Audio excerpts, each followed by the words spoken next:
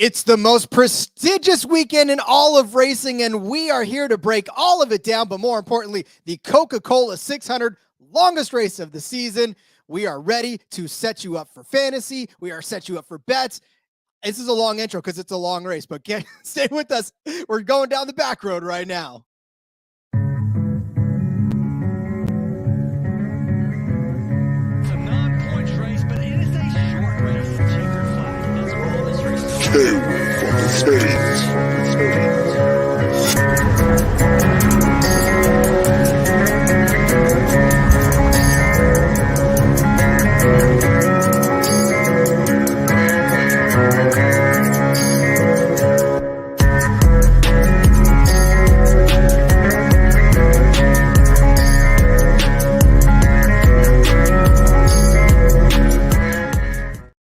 Good evening and happy Thursday, everyone. This is the Backroad. It's In Between Media's fantasy NASCAR and NASCAR betting show. And for the most prestigious weekend in motorsports, we have got perhaps the most prestigious four guys to talk about NASCAR betting you've seen. My name's Elliot Hicks. To the left of me, is Rod Villagomez. We have Seth Woolcock as usual, and our special guest tonight, the host of the NASCAR betting preview show and a member of the All Things Go podcast. It's Derek Yoder. Gentlemen, this is going to be a real fun one tonight. Woo! We are heating up, boys. I am ready to get after it. As Rod said in the intro, most prestigious weekend in racing. Sunday, don't tell me I have shit to do because I'm going to be sitting in front of the couch watching some green tickets fly, baby. Derek, how are you? Thank you for joining us tonight, man. Yeah, no, Rod, Seth, Elliot, thanks for having me. I'm thrilled to talk this weekend. I mean, what better race weekend than this? Monaco, Indy 500, Trucks, Xfinity Cup. Love it. Hell yeah. Hell yeah. Rod, how are you doing over there, man? I know you got a busy week as well. All the F1 content, all the IndyCar, and some NASCAR as well. Yeah, I don't know that I've left this studio at all for the last week, but I wouldn't have it any other way. I think I have a family out there. I'll find out on Monday if they're still there, because at this point, like, we've been cranking it out. Yeah, Indy, F1, the Treks, yeah, Xfinity, all that going, yeah, all that stuff going on. It's been a blast so far, Cody and I. We've seen a lot of each other this week. Hell yeah. Hell yeah. No doubt about it. All right, so we are excited to get to the Coca-Cola 600, but first we got to take a look in the rear view at the North Wilkesboro All-Star Race.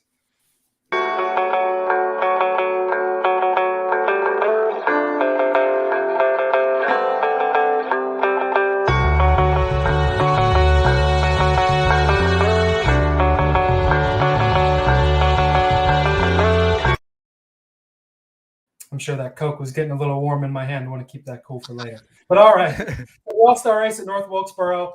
The Open was fun. The truck race was fun. It was a lot of fun to have NASCAR back, but I wouldn't say the race was all that exciting. Bit of a snooze fest for me. Kyle Larson just absolutely wiped the field. But guys, this was fun. And Seth, our betting card here at IBT, actually did pretty damn well.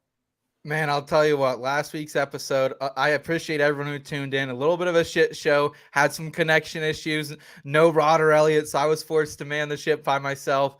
But the bet's cash, baby. We hit Josh Berry outright, top 3 in that Open, hit the winning car number over as well. It was glorious. And then we rode Kyle Larson, man. The odds were a little bit short at plus 650 where we took him last Thursday, but we were led down the right place from the data, so I'm thankful for that. And man, I was sweating out a little bit of Chris Buescher too.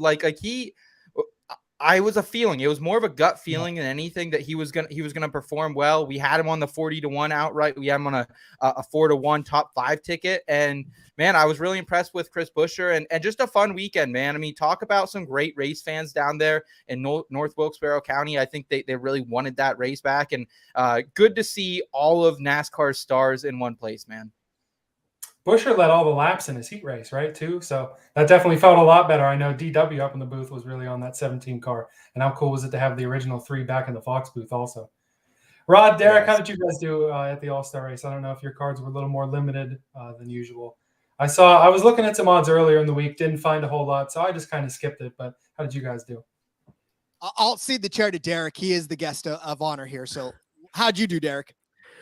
Well, that's a good question. So I came in to the North Wilkesboro with a thought process of keep a card light.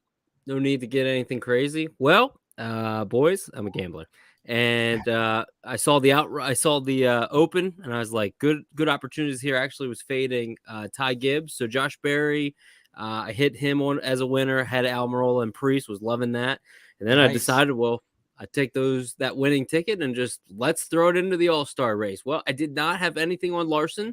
Had a head-to-head with Keselowski over MTJ, which was dead from the start, and it was a snooze fest and no strategy. So I left losing some units for the first time in a little while, and that was not ideal. So I was kicking myself.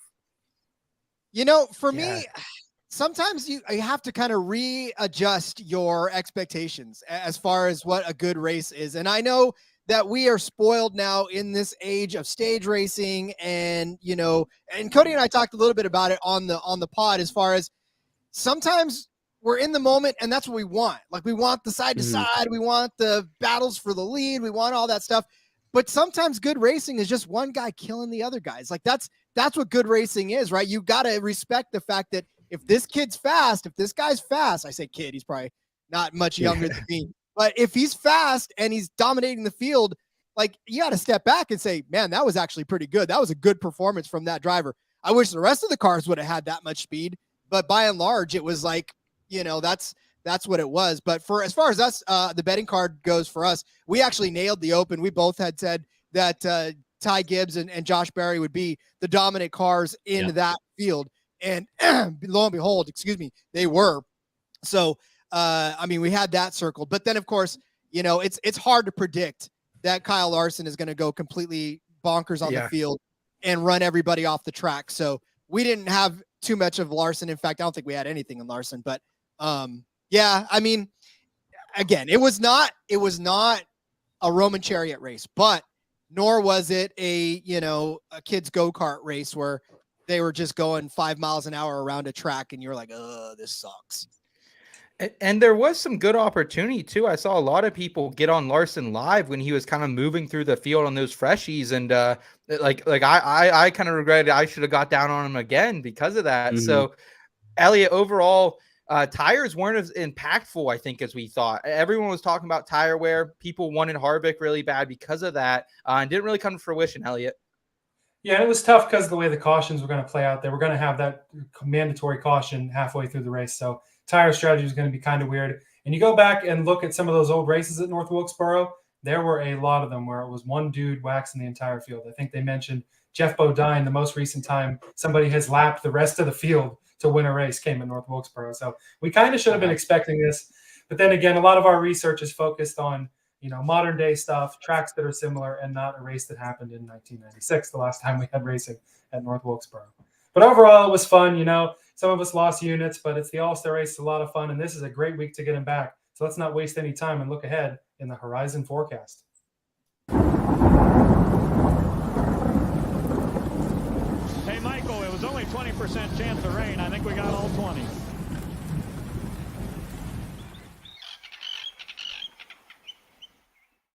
Shout out to our good old boy Ray Dunlap, and fingers crossed the weather doesn't affect Charlotte as much as we think it might. We can talk about that a little later if we want. But some data, trends, and facts. This is, of course, the longest race of the year, 600 miles. They throw an extra stage in there, so we got 4 stages. Looks like 100 laps each. It was great racing last year. Hopefully we see the same here. And Seth, we were talking a little bit before we came on here that the iFantasy race is definitely having some good stats that we can look at here, as always, to compare and set up our betting cards for the Coke 600. Yeah, man. Shout out to Ryan. This data has completely changed the way I bet on NASCAR, and it's been a winning formula for us. Same with DFS, same with fantasy. And he described this track as a D-shaped 1.5 mile oval with low tire wear. It's one of the high-speed tracks in the 1.5 mile variety, so we need to keep that in mind as well. So that's kind of how we're playing it here. This week, some of the comps that I'm looking at, specifically Kansas from this year, Las Vegas from this year, and also Charlotte from 2022.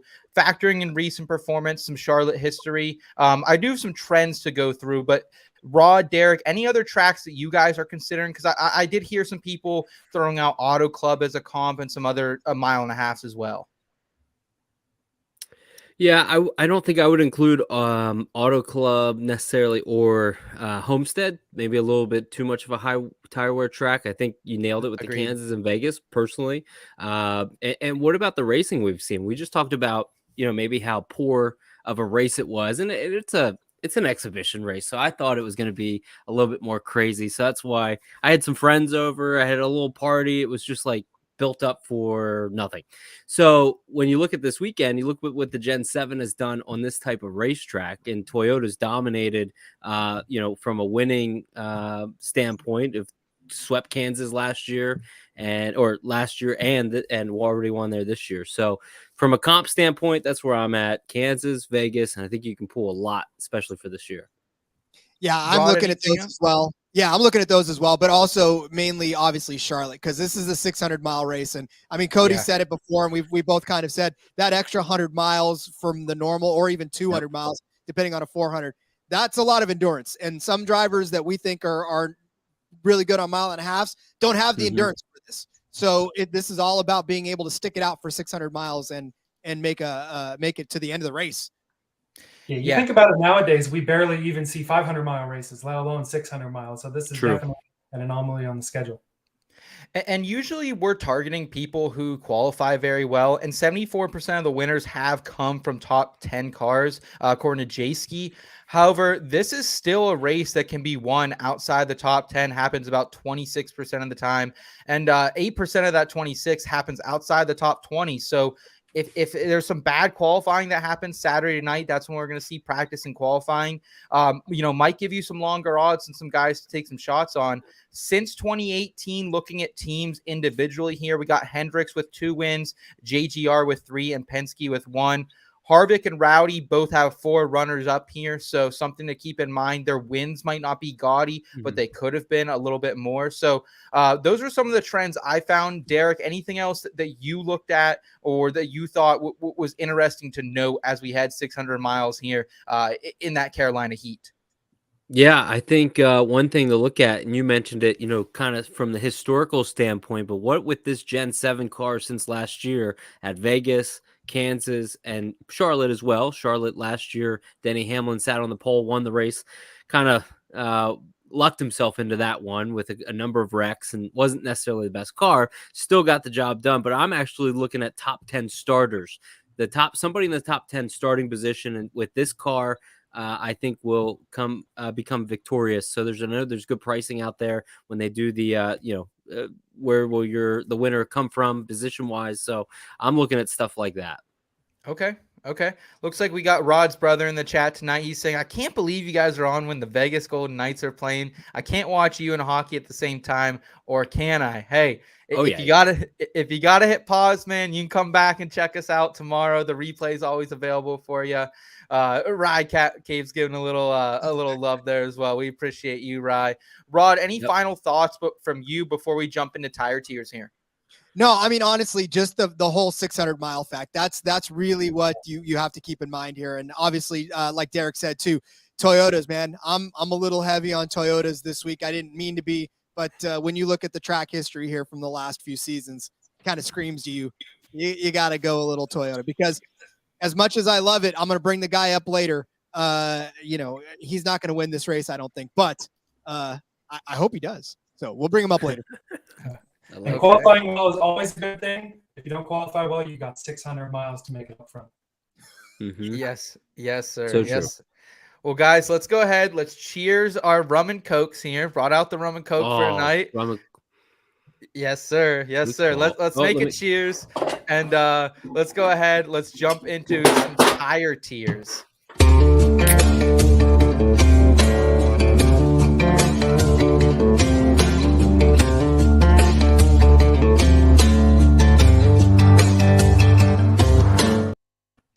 Derek, we jumped you just a little bit. You had the Coke ready to go. I had the Coke. I did. It was sitting in the back of the mini fridge. So yeah, I'm ready to go. I'm like one of the drivers. Give me my payday. Elliot, tell us what's shaking out this week, because we do have some new entrants and some re-entries back into this thing. We sure do. A couple of driver changes this week. Alex Bowman back in the number 48 car. Josh Berry out of a Cup car for now, but that might be changing a little bit in the future. I'm sure you've read those rumors. Jimmie Johnson is back this week in the number 84 car. Yeah. Dane Smith is in the 38, but don't worry, Seth, your boy Todd Gilliland is still racing. He's in the Rick Ware number 51. So, hey, maybe the 51 gets put on our board again. Who knows? We'll have to see once we get a little deeper into the tiers here. Unless anyone has some thoughts, we'll hand it off to Derek and see where we want to start here in our driver A's. This shit with Gilliland pisses me off. What the fuck is that? Like, what? I just don't get it, man. Like, I know it was probably a signed thing before the season started, but like, they definitely didn't anticipate him running this well. So yeah, just sorry. Even front row even gave him one or two of those extra races back. I think they did it at Talladega or something, and they have planned to do it in another race that they're running the 36 for him because he's done so well with them this year. So at least they've sort of, remedied that mistake to make sure he can run all the races. Appreciate that. Yeah. Derek, go ahead and cap it off here, man. I don't need to get on my Todd Gilliland high horse here anymore. We'll wait till the driver needs to start that. Yeah. No, that's good. I think Todd Gilliland fans are everywhere, so that's good that you're one of them. I'm actually going to go in a different route. Everybody's, obviously Kyle Larson should be the first one, but I'm actually going to throw a different guy up there to kick us off. It's a little fun marathon type race. Give me the 23 car, Bubba Wallace. Put him up there in Group Driver A. I think Bubba Wallace, this team, the 45 car last year with Kurt Busch and Bubba won on a similar comp track at Kansas. Bubba is somebody that we really have to be paying a whole lot of attention to because of his recent performance. I mean, that guy has been running so well regardless of track. I have not been necessarily a Bubba backer when it comes to, putting a little coin down on him. But that team is really consistent. His weakest area of his driving ability is qualifying, and they've kind of figured that part of it out. So Bubba Wallace, Toyota, we've talked about it. The last thing I'll say about Toyota and Bubba Wallace, and then I'll let somebody else go. But when we were at Kansas just a few weeks back, Toyota as a whole, if you listen to the scanning audio, they said that they were able to drive through the turns better than anybody. And you could see that on some of the onboards. It was like they weren't even lifting. And I don't even know if they were. They were just getting through the whole turn. So I like the 23 car this Sunday or Monday. Or Monday if it rains out. Yeah. All right. Well, go ahead and toss up the 19 up there. We're going to continue in the Toyota camp with Martin Truex Jr. Really, Martin Truex Jr. is going to be undervalued quite a bit this season because people are going to look back at the last two races that he had here, 29th and 12th, and think, yeah, he probably can't get it done. But I mean, listen, a 12th place last year in a season that was absolutely washed out before it even began for Martin Truex Jr. That was actually not a bad day at all for him, considering he, started 14th and kind of hung around where he started. But before that, he ripped off from 2015 to 2020 a string of top 10 finishes, and in some cases top 3 and 3 wins in that span on this track. You think Martin Truex Jr. has forgotten how to get around Charlotte? No.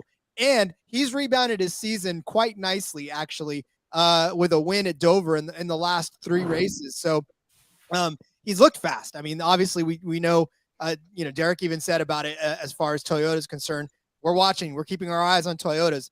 And for Martin Truex Jr., he's on that lower end of the high prices, right? He's like $9,900. So just under 10 grand, which, I mean, when you consider Larson's at 11 grand, Byron's at 10.5, Hamlin's at 10.3, Chastain's at 10.1.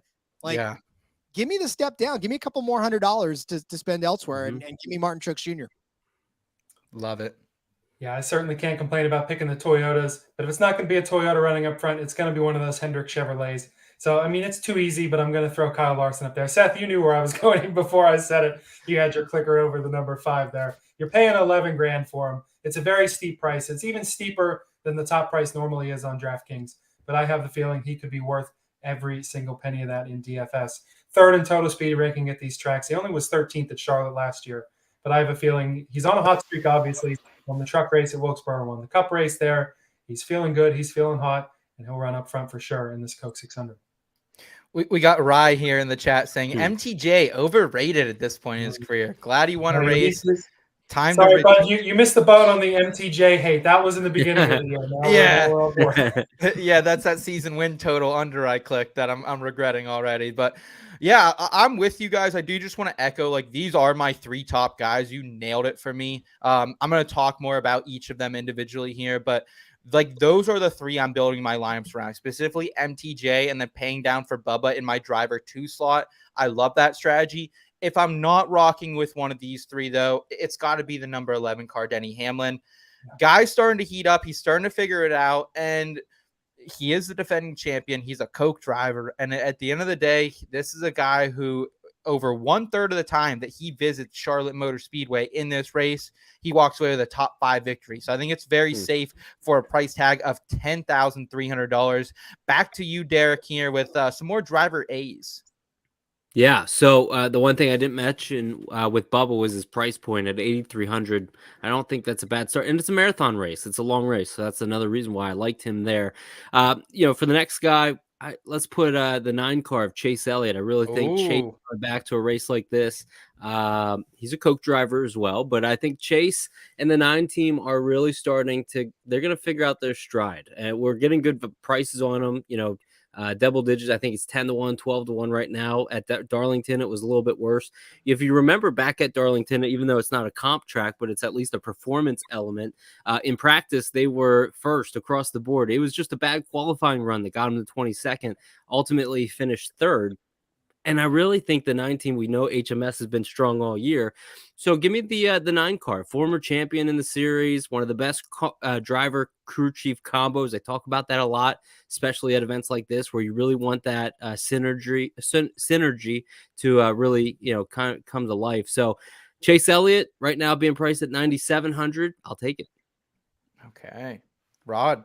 You guys really leaving him for me again? I knew it. I knew it. Yes. Honestly, are you guys honestly, you do this every week. I tell you what, all right, you know where I'm going. Throw the 4 up there. What? Because you have to throw the 4 up there. This dude still finishes consistently no matter where he goes. I mean, you just look at his finishes between 2010 and 2016. Only one fell outside of the top 10. It was ridiculous. And even the last few have all been top 10s. 2019, 10th place. 2020, 5th place, 2020, 10th place, 2021, 10th place, and a 3rd place last season after an 18th place start. You want to talk about a fantastic DFS day? That is a fantastic DFS day. $9,100 for Kevin Harvick. His season has not been what he wants it to be as far as his last season is concerned. I'm pretty sure he would have been at least in victory lane once, or at the very least not wrecked out of a couple of them. But this is a 600-mile race. There's a lot of patience. Kevin Harvick is a patient driver. He can find his way back up to the top 10, even if he doesn't qualify very well. Like I said, I'm not expecting him to win, so let's not get that twisted. But I do expect another top 10 finish, no matter where he starts on the grid. And man, this is a great time to back Kevin Harvick. We got the Busch Light corn cans. They're out. Haven't found them yet. Get your shit together, State College distributors. Haven't found them.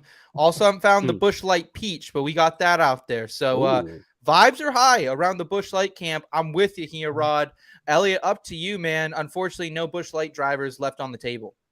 Yeah, I tell you what, I'm sure the peach will be good, but I'll always miss that Busch Light apple. Hopefully, we'll see that. I still got a couple on stock. I'm down to under 20. Under 20 right now. If I'm seeing you in a couple of weeks, Seth, you might have to bring one out this week. Yes, but all right, let's get back to the board here. Let's crack up. Got that Busch apple. All right, so let's crack open some discussion here because I know this guy is going to be worth talking about because he's been the talk of the NASCAR scene. It's Ross Chastain. I'm debating whether to put him in driver A or driver B, and I think that's open to discussion here. His price is at $10,100, and he's, for him, it's almost time to put up or shut up because he's ran well. He's been the talk of the sport. He still has been a good driver, but he still only has the 2 wins. He still has only won at a road course and at Talladega. He's second in total speed ranking at these tracks. He was second in total speed ranking in Charlotte. I could not think of a better race for him to, shut up the haters in a sense and say, hey, I can dish out, I can wreck this guy, I can run this guy over. But hey, I'm going to win races too. And coming out and winning one of the most esteemed race weekends on the calendar on the Coke 600 would be the perfect way to do that. I don't know if you guys want him in the A's or in the B's. He's kind of an A-, B+ for me. I think he is a risk versus reward wherever he is, because that is what you're playing for Ross Chastain for. Elliot, you're 100% right on the speed, man. All the speed ranking data led me right to Ross Chastain. I just can't pull the trigger, though, because I don't think he can go 600 miles without getting into some type of trouble. So I would almost argue maybe for a B. Derek, Rod, your guys' thoughts on the number one this weekend?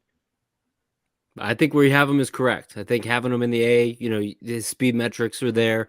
From a betting standpoint, maybe better to have like a top 5 number on him, since we know that he hasn't won since Talladega. We think with him being in the news as much, you would think he wins virtually almost every other week. Yeah. But I think having him as an A driver, either he's going to be the greatest B driver on that list, or he's going to be probably a top 3 or 4 in that top A. So I think that was properly placed. And Rod, I like the Harvick play. I was going to go Harvick or Chase. I went Chase. So Harvick up there. I think they're going to be sneaky.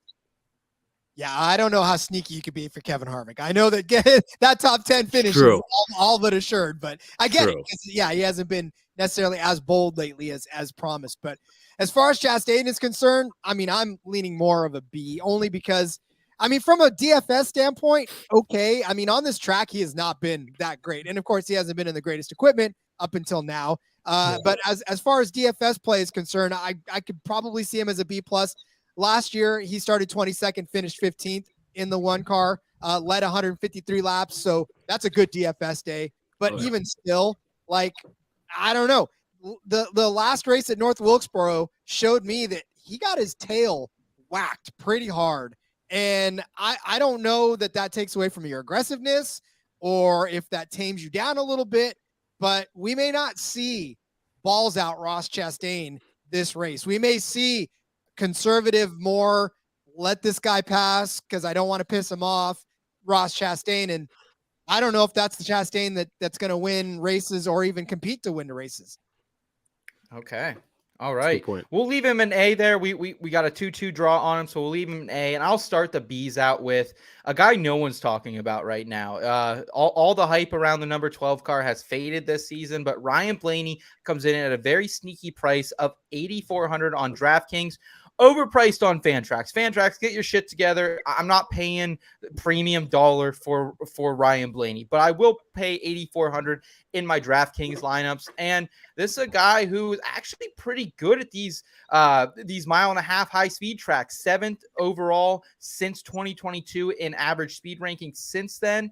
Top 3 in green flag speed last season at this track in this Coca-Cola 600. So I like a little bit of Blaney myself this week. I'm going to go ahead and he's like the option. No one else is. I don't think I'm going to be on Ryan Blaney. So I feel like I'm going to have a little bit different of a lineup than other people with him in it. So give me some number 12 action. Derek, back to you. Yeah, I don't hate that at all. I think real quick, a good conversation that we could have, because the Fords are massive underdogs this week. You can see them at plus 500, 4-1 places out there as well. But what does it take for a Ford to win this week? What does it take for them to spoil? Rod, what do you think? What does it take for somebody like that to, surprise? Look, what it takes a really good race is what it takes. We haven't seen it so far, and that's the problem. And I don't know if it's hours at the garage to try to figure something out, or it's a lot like F1 where you got to find that pace, and there's not a lot of wiggle room anymore in these presets and these things. You pull a louver, you're going to lose some points, right? So it's it's really going to take some research and some getting in there and figuring out wind tunnel. I don't know. Honestly, if I knew, I'd be a mechanic. And that's true. Making a lot of money. You'd replace Rodney Childers as the Ford crew chief if you knew. That would be great. Seeing Rod up on top of the box. Yeah, Rod, you'd be going from California to Charlotte in a heartbeat. There's a new Rod in town for the Ford. That's good. Yeah, no, I think the day to night transition, assuming they race on Sunday, I think that could be an interesting element where we could maybe see the Fords kind of come to life a little bit more.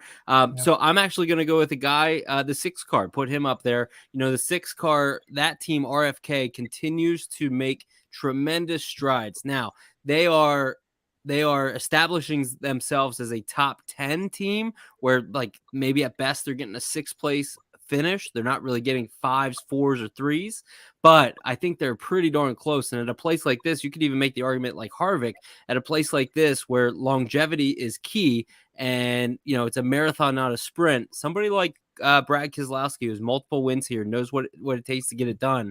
And that team and that organization is really starting to hit their next stride.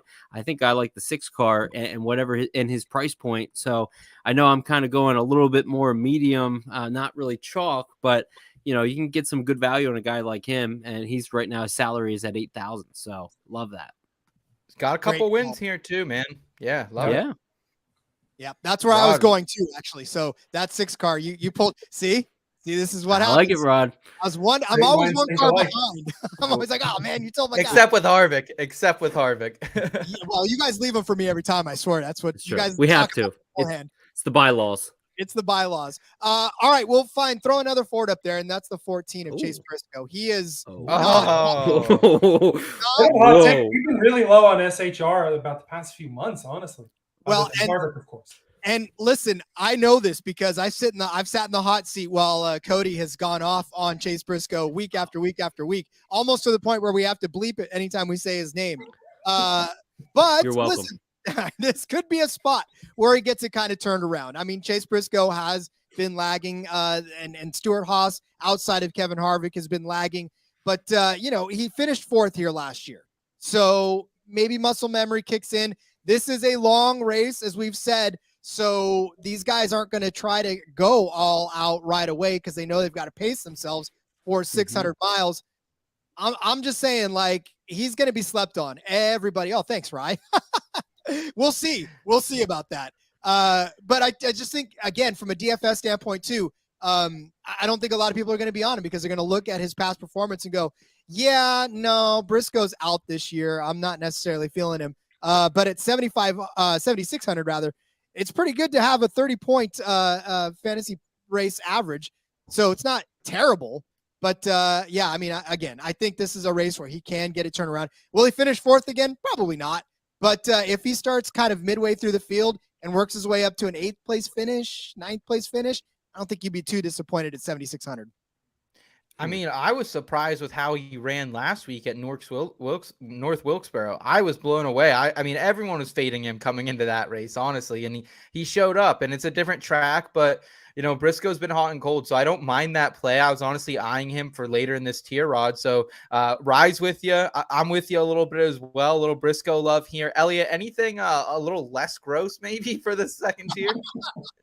Well, I'd like to think this guy will be a little less gross. For the first time in a while, let's put on those Ally purple tinted glasses that I wear and talk about Alex Bowman here for a minute in the B's. You can tell the books don't think that he's going to have any drop-off coming back from injury. He's placed about right where he normally would be. And this is how well the 48 ran before he went out with injury. He was the points leader. Then he got a 50-point penalty from Hendrick. Hendrick doing Hendrick things and ingenuity there. Missed 3 races and is only 5 points back on the cut line in 17th. The books still think he'll run well. Amazing. Right. The books still think he'll run well. He's at a price of 8,600 in DraftKings, which is ahead of Blaney, ahead of Bubba Wallace, ahead of Ty Gibbs, ahead of Keselowski.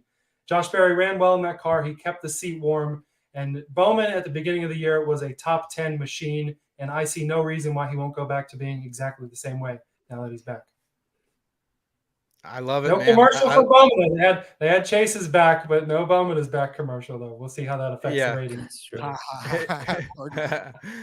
All right, I'm doing a little housekeeping here. I'm rolling out the 24. Obviously been fast everywhere this season. I don't like him at the price of 10.5. That's why I think he's towards the back of the second tier. But would it surprise anyone if William Byron won this thing? No, because that's who William Byron is. That's what that equipment is at this point. And can we show a little fucking love to Joey Logano? Like, my goodness, this is the one guy that the books are fading a little bit. The DraftKings pricing is fading just a little bit. Coming in here just at $9,000. Logano has the 4th best average finish among active drivers here. Also the only Ford to win this season. So I think Logano deserves a little bit of love here. Definitely in the second tier. And he's another play. I don't think anyone's like jonesing to play Joey Logano. So I'll throw him out here. And it's like Derek said, like, when do these Fords come to play? It's these long ass night races. And so maybe we see a little Ford action here. I've been shitting on them for weeks. I've been shitting on Ford for weeks. I've said like they just don't have what the Chevys and the Yoders have right now. But I don't know. I like Ford a little bit this week. I'll talk more about them later. Derek, back to you. Any more Ford love, or are you going a different direction to either round out tier B or go down to the C's?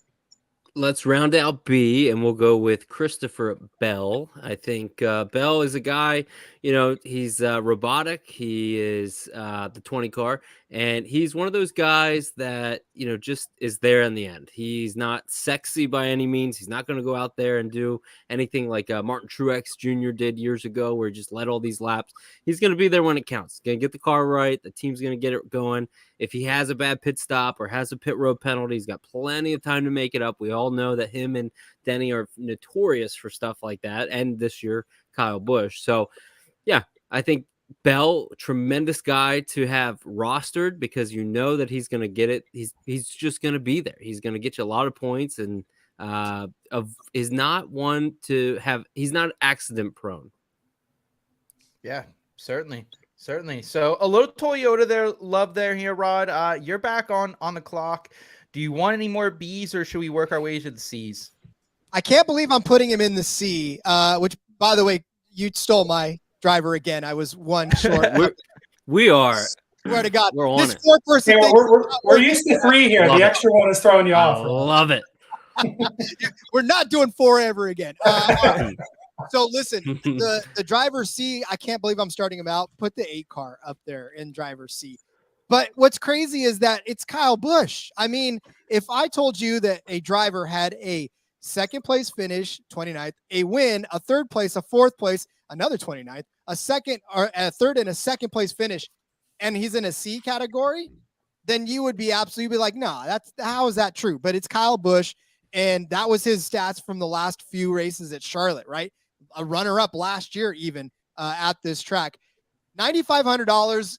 It's so pricey to pay for Kyle Busch right now. And the eye test alone, I don't even want to pull up his stats, because I don't want you to go, what the hell are you even talking about then, Ron? Because if I pull up his stats, you're going to go, there's no way he should even be in C from this season, right? Kyle Busch has very much suffered quite a bit this season. His head does not feel at all in the game right now.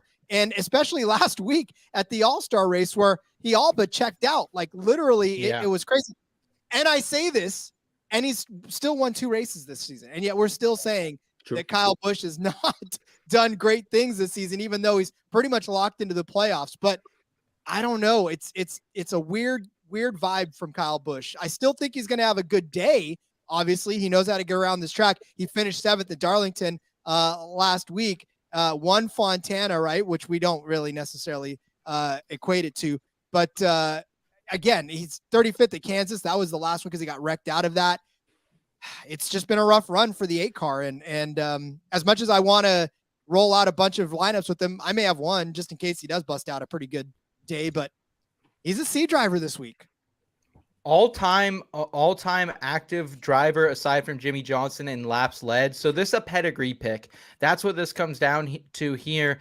Elliot, any more veterans that you're leaning on here in driver C, or do you want to go with some youth? I'll admit, I was thinking of Kyle Busch right for this spot. So again, great minds think alike there, Rod. But I'll go with the guy who was in this 8 car last year, Tyler Reddick. I almost was thinking of putting him in the B tier. I think C tier is okay. He's at 8,800. He was good in driver speed ranking at similar tracks last year. 8th overall and 3rd in this race. We're high on the Toyotas. We have Bubba Wallace as our 101 here. I think Tyler Reddick could very well be just as quick as his Toyota brethren. Okay. All right. Well, guys, this is where the episode gets a little weird. I apologize. I'm gonna further explain myself in the betting section when we get to the bets. I'm back in Eric Almirola this week. Backs against the wall. Oh. And that guy showed something to me. I know it was the Open, but like the late run speed that guy had really showed something to me. And he's been very good at these 1.5 mile high speed tracks as well. I'll get more into the data points I have for him later, but I'm paying for Eric Almirola at 6,700. I have not played Eric Almirola once this season in any single lineup, but this is the week to play him for me. I don't think he's much more than maybe a top 10 car, but I'm gonna roll with Eric Almirola. Let's go with a little SHR love here. Derek, back to you. Yeah, hold on, I gotta take a phone call. Hey, Brian, is SHR gonna have any type of speed this week? No. Okay. Yeah, I don't know. I don't know if I buy that yet. The 10 and the 14, especially. So interesting. But I'm looking forward to hearing what you have to say from a betting standpoint. Give me the 3 car. You know, a guy that usually shows up once a year to a random race. He has won this event before. Got his first win here. He was half a door length and about 200 feet away from scoring a win here last year. And I think it was more on fresh rubber when he went 4 wide, had he gotten to the line and they wouldn't have that massive wreck. So Grandpa wants to have that 3 car in the playoffs at some point. And I feel like this would be a monumental race for the 3 car. And his numbers are good. Got a 12.4 average finish here in his last 4. And I just like the 3 going into this week. Could be a little sleeper. And that's what this group really is. Gramps needs it, baby. Gramps needs it. Rod, up to you, Rod. All right. I think it's time to throw in the other RFK car. Throw the 17 in there. I think C is a good spot for him. I wanted to put him higher, but I almost feel bad for putting a $7,500 driver kind of up in the low A's, high B's. But for Chris Buescher, it's the same thing. Him and Keselowski have been pretty much running the same positions almost every single race. Like you find one, then you find the other, like within a couple of positions of each other. For whatever reason, both of those cars have been fairly stable for the most part. And for his price at $7,500, he's got an average of 30 fantasy points per race. And you look at what he's done at points this season. Last time out at Darlington, started 27th, finished 10th. That's a great fantasy day.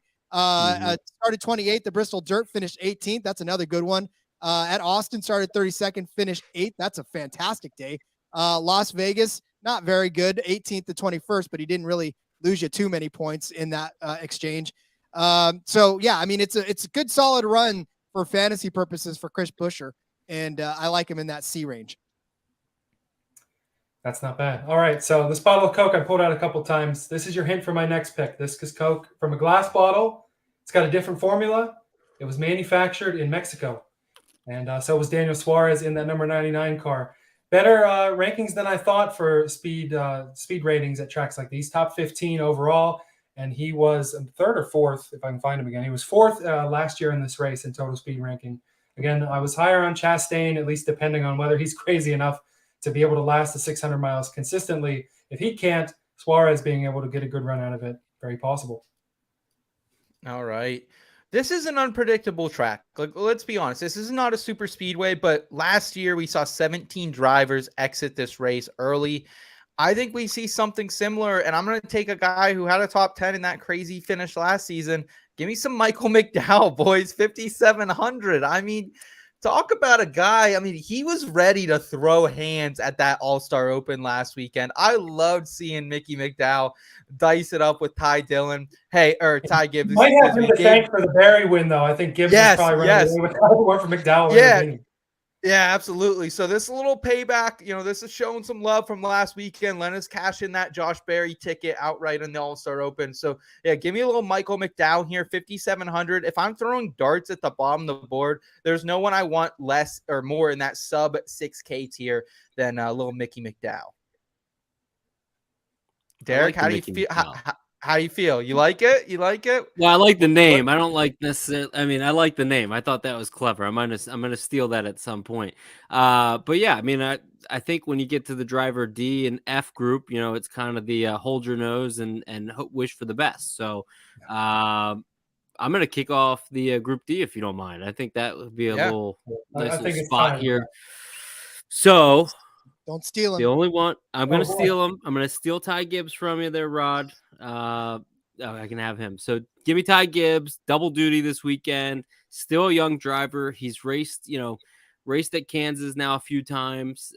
I think consistency is key here. And I think when we talk about the Toyotas, we mentioned, 3 of the first 4 guys we talked about to start this little part of the program was Toyotas. And Gibbs, wouldn't it be something to see Gibbs go out, get a victory on the longest night of the year? I think that'd be a cool storyline, doing double duty, like I said. I think the 54 car probably should be in a driver C, maybe B, but driver D, kick it off with him. I love that. Plus his price point. Yeah, for sure. All right, we'll follow that one up then. Throw the 47 up there, Ricky Stenhouse. You talked about a nutty finish. Ricky Stenhouse started 29th last season, finished 7th in the race. Holy cow, Ricky Stenhouse, how do you do that? But if you look back, actually, this track has been sort of fantasy magic for him at certain points. Mm-hmm. In 2020, he started 24th and finished 4th. Of course, that wasn't the, the full 600, but still found his way up to the front. 22nd to 13th in 2017. So he's managed to get some good fantasy days together on this track. And I don't think that stops this week. I think he's a little underrated because he came out and won the biggest race of the year and has sort of had a season that goes, yay. Yeah. So this could be a yay part of it for Ricky Stenhouse.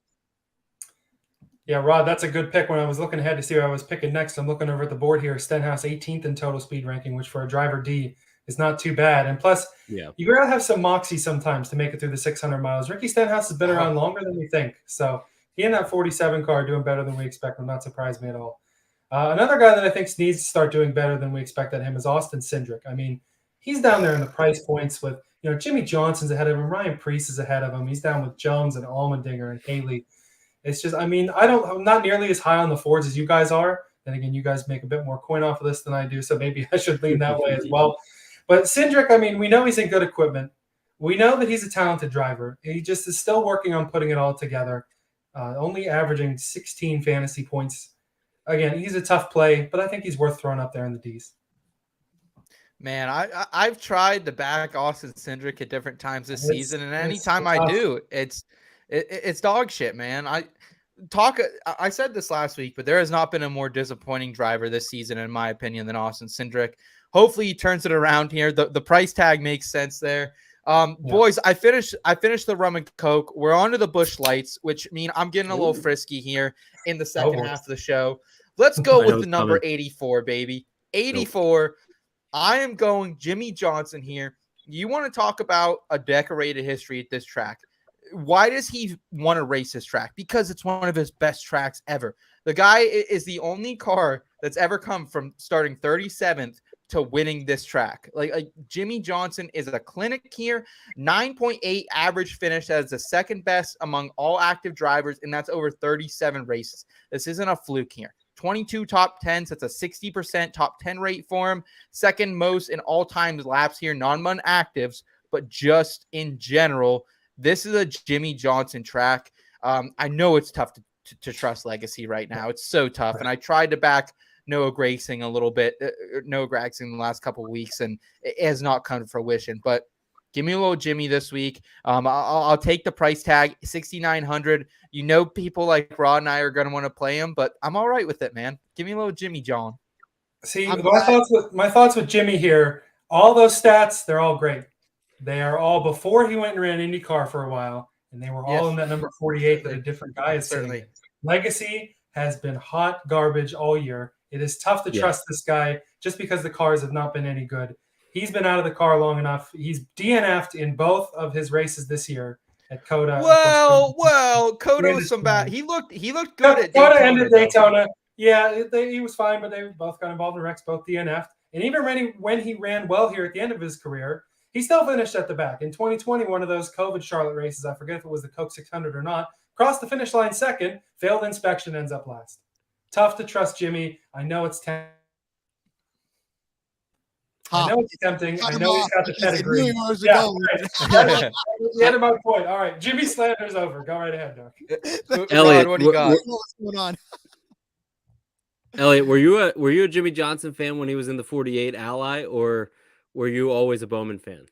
No, I went straight from Dale Jr. to Bowman, and it's crazy. Okay. I mean, in my last To the Field column that's going to come out, I have a little note talking about it's insane that I'm a 48 fan because I was just so damn tired of him winning all the time when my guy Dale Jr. was 20th in the points in those early years at Hendrick. So I didn't know if there was any like bad blood there or something, so I had to ask, but I was kind of curious. But yeah, okay. Yes. I'm There you definitely go. over the bad blood with Jimmie, but Rod, what is that? A little plush toy, a little figurine? What do you got? it's like one of those there? A McFarlanes, little right? 48 Rob? action figure, buddy. Yeah. That's Very nice. my part of my wall of Jimmie. You can't see it, but it's there. That's funny. Rod, what do you think about Jimmie this week, man? Obviously, it's the first time we've seen him since the road course down in Texas, which ended what at about 2 laps for him. Yeah, I think on his he didn't even make it around for one lap. I think. Oh, he didn't. No, it didn't even finish lap 1 in that race, and that was heartbreaking for him and for all of us. Listen, I'll go into Jimmie Johnson a lot more later as far as what I feel about him, but especially from a DFS standpoint and a fantasy standpoint, you can't pass him up. I mean, yeah, he's in hot garbage equipment, but I mean, look, the dude is a champion millions of times over. He's won so many races. Like, if you just give him a chance to run a car, I don't care if it won't start for 5 laps. Like, he's going to find a way to get through this race, and I think he's going to finish well. So from a DFS standpoint, for sure, I'm definitely taking Jimmie. All right. Derek, go ahead and throw any other drivers out there that you kind of want to touch on here. Let's go ahead and get through the rest of the tiers here. Anyone in the D or in the F? F's kind of like the fade tier, but they should be ranked. So anyone in these tiers left worth mentioning if we are playing some DFS this week? Absolutely. I see 3 guys, but I'll give you the first one. Todd Gilliland in the 38 car. That dude has been Gilliland 50 is in the wear car this week. Zane Smith is in the 38. No, that I change know your that. mind? That's my point. So Okay. no, I did not look at the entry list. So forget that. All right. So then with that being said, give me the other guy I was going to talk about, Corey LaJoie. Give me the 7 car. Corey, showed a lot of promise early on. And I think, just getting that engine package is kind of what's helping him throughout the course of the season. They're working on it. Their stride right now. I think he's comparable for this group. And I'm glad, Elliot, that you mentioned about the 51. I did not know Todd Gilliland was in that this week. That does change my opinion drastically on that. Obviously, Zane in the 38 this week, but yeah, that changes it. So I'll just take the 7 then. Okay. All right. Rod, who else do you want to throw out there that you think deserves to be on this board tonight? Is the D tier the Legacy Motorsports tier? Give me the 43. Give me Eric Jones. From a fantasy standpoint, his price is just right, $6,400. I don't think he's gonna light the world on fire, but as far as Charlotte's concerned, he's had some pretty decent fantasy days. Last year, started 25th, finished 14th. Pretty good fantasy day here. The year before that, started 19th, finished 16th. Not necessarily as good, but still didn't lose you points. And at $6,400. Kind of what you're looking for is somebody to not lose you points. He has had a 7th place finish in his first race, but that was a 77 car. A couple of good finishes in the 20 car as far as fantasy days are concerned. An 11th place in 2020 in that race. So, Eric Jones, not necessarily the season he's wanted, obviously, because we talked about it as far as legacy is concerned. But still some good fantasy days overall here and there in spots. And so I'll definitely take an opportunity for that. Fontana, 34th to 19th. Kansas, 3 spots slower, but a 21st place finish for a $6,400 driver. Not bad. All right. Elliot, before we get to the best of the rest, man, what do you have for us? Anyone else that belongs in D or at least on the board in F that we can throw out? Yeah, I was at least going to crack open the F tier with a couple of guys before I make my point about the, 35th place running cars. I think the 38, 41, and 42 are all worth throwing at least in the F tier. Gregson's had some decent runs at Charlotte. Zane Smith is interesting. Not the 31, the 41. I'm not high. Okay, yep. 41 of Ryan Preece. I'll hop on the last little bit of the Stewart Haas racing hype. Zane Smith always interests me in that 38 car. Again, it's tough for young drivers nowadays, but especially with a guy like McDowell in the C tier, maybe we could see an interesting run out of him. All right. I'm going to throw him out here. He belongs to me in the D tier this week. I'm going to explain why in the betting portion of the show, so stay around for that. But Harrison Burton, I love Harrison Burton this week. It's a little bit of a weird play, but Harrison Burton was 11th here last season. And like, this is the type of track Harrison Burton gets down with, man. He likes these high speed tracks. So I'm going to go with Harrison Burton. I'll tell you more here a little bit later on in the show. But Elliot, go ahead. Give us your one word on the rest of these schmucks. Yeah, with Colleague, it's just sad that they're not even ranked here. You know, Allmendinger and Haley are talented. I still think they're stretching their Xfinity program too far to be really successful at the Cup level. And there are some weeks. This is why I didn't pick LaJoie. I was thinking of picking him. Also, his speed rating is not great here either. 600 miles. Sometimes you can have worse equipment that comes out better.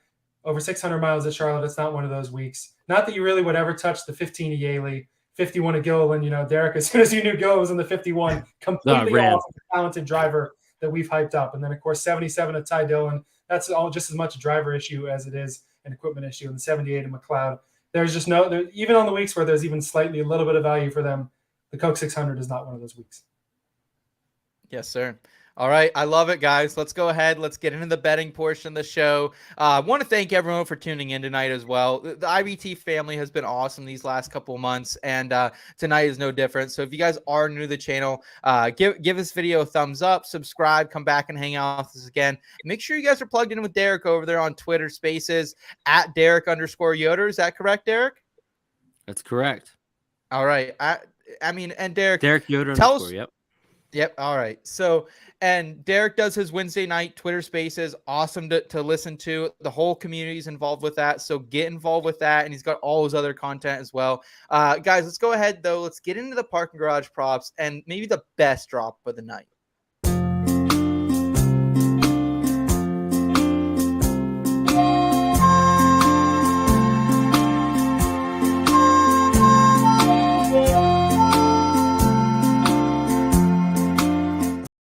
Seth, best drop of the night. I'd have to agree with you. I've said this on the show before, but there's sometimes during the week I'll sit around at work, that little tune will just pop into my head and I'll get stuck in my head there for a couple minutes. All right, so I know we start with outrights, but I want to lead off here with a tweet. This was a couple days ago, so maybe the books have changed since then.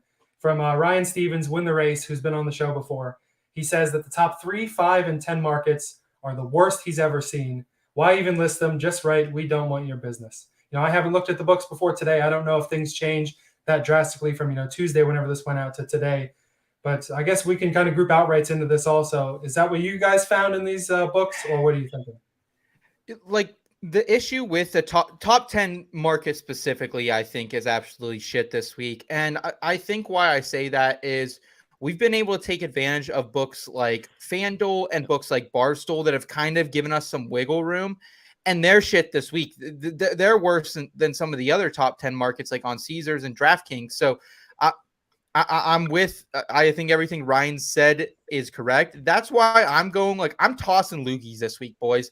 I'm throwing some long shots out there in the top 10 market.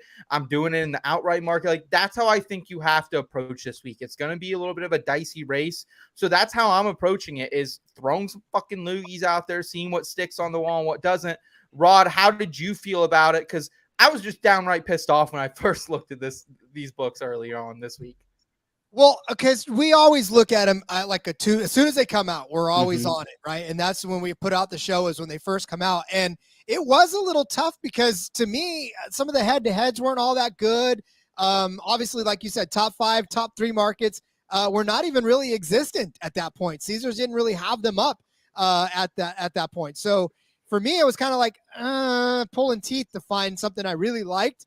But then again, I found it kind of difficult to handicap this race anyways from the start, because of all the different winners that we've had, because of all the different drama that we've had so far this season too. Some of the drivers that were good early on haven't been good this season. So it's like, I had a little trouble. So maybe the books had, I don't know, I'll play devil's advocate. Maybe they had a hard time handicapping this race because some of us had a hard time handicapping this race. Maybe they wanted us to bet more F1 and IndyCar this week. What do you think, Derek? Yeah, maybe they did. I mean, it's really cool to have so many different motorsports that are at our disposal this week to be able to bet. And the one thing that we have to remember is most of these books, they have their junior traders or their first time traders that are really trying to get familiar with the company, the brand. So they don't always know how to best properly, price some of these guys. But when the books zig, we must zag. So if you're typically looking to bet top 5s, top 10s, Top 3 market is always way too tough for me. I'd rather just put somebody Same. out to win. Top 10 Agreed. market is where the majority of the community, you guys included, have really found and exploited some of the numbers. So I can see why those are getting a little bit shorter. It also depends what book. Caesars traditionally has like minus 600, 700 for top 10s and all the way down. So you kind of forget that. But like I said, when you zig, you zag, there's going to be value elsewhere. I'm always big on the head-to-head matchups. Last night we talked about Bubba Wallace over Martin Truex Jr. Bubba at the time was plus 135, now plus 115. You got to shop it around. But like I said, zigzag, we'll make cash. We'll make money anyways. Love it, man. We got Rye here in the chat saying Yoder is the See man. you, Rye. Yes, sir. Yes, sir. Rye. So Derek, I gotta say, I've been driving around kind of the area you live in. I was looking for houses in that area. There's a Yoder running for some type of local election. Are you related to that lady? Oh, to the lady? Probably. But she's got my vote. Okay. Okay. All right. All right. All right. Yeah. I don't even remember what it was for, but I saw, oh, Yoder must be Derek's, cousin, sister. I don't know, something. Nope. Guys, Yoder is a very popular name in Pennsylvania, Indiana, Ohio. So family everywhere. Okay. Fair enough. I'm going to go ahead. I'm going to crack open the outright market here. I'm going to go with Martin Truex Jr. We've talked a little bit about him earlier in the show. You guys loved him in the tiers. I love him here outright at 9-1 at Barstool. I also have a top 5 down on him at plus 125 as well. Won Dover, ran well at Kansas, led 79 laps that race, and then dominated the beginning of Darlington, 145 laps. They have figured something out here on the number 19 team. Top 3 in total speed ranking across Kansas and Las Vegas, finished 8th and 7th those races, and number 1 in total speed ranking across all high-speed mile-and-a-half tracks since the beginning of 2022. I like him here. He has a top 5 rate of 19% and a 42% top 10 rate. I'm all in on MTJ at 9-1 here. Rod, any thoughts on MTJ and anyone else you like in this outright market? Yeah, definitely. Martin Truex Jr. is the guy that I called out on our show as well. So with you on that one, you can actually find him at 10-1 over on a book called Superbook. Go look it up. Okay. If it might be available in your area, go do that. 10-1 is a much better price, in my opinion, obviously, getting a little extra credit for it. But yeah, Martin Truex Jr., just for all the reasons you laid out. I like Denny Hamlin at 8-1. As well. I think that's a pretty solid investment. If we talked about him in the tiers, this JGR equipment. If it's not Martin Truex, it's probably going to be Denny Hamlin. Obviously he's had his fair share of troubles, but expect him to be able to rise to the occasion in the 600 race. I will throw out one extra because if you're feeling froggy, leap. Jimmie Johnson is 200-1 over on Superbook. I'm just saying. I did notice that when I looked at the outrights a little bit. Normally Yeah. I steer away from that and go with the specials and groups and stuff. But there were some really, really long odds on some of those guys that are, worth a shot just because, Jimmie Johnson 200-1 ever, even with all the shit I talked on Jimmy earlier, definitely worth maybe throwing a little teensy bit of coin on, just in case. If you throw $5 on it, you've got dinner for the next few days. I'm just saying, it's not a bad deal. All right. I like it. Rod going with an Old Faithful and a couple Yoders. Derek, where did you find an edge in this outright market, if anywhere that we haven't touched on? Well, yesterday I did. I really liked Chase Elliott at 12-1 when he was there. Now he's at 9-1 across the board. So I'm going to say pass for that for now. Another guy, you got to be, I'm going to just stick with it. Bubba Wallace. I think Bubba Wallace could win. I gave out my reasons why earlier. 17-1, 20-1. I'm shocked I'm even saying it, but Bubba would be a guy right now at that number. That would be a 17, 18, whatever it is to 1. I'll take that on Bubba Wallace Toyota. We know why Toyota's been so good. I'll go Bubba. Can't believe I'm saying that. I'm already down on this, Derek, at 20-1 over on Barstool. So go. I'm backing you. 5th in total speed rankings at high speed, mile and a half this season. Finished 4th at both Kansas and Vegas. Those are our closest 2 comp tracks this season. And he hasn't necessarily been great at Charlotte, but he had top 5 green flag speed according to iFantasy Race last season here.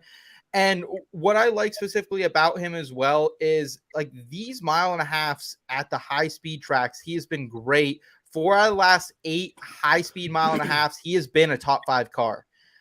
2 straight top 5s for him coming into this race as well in the last 3 point races.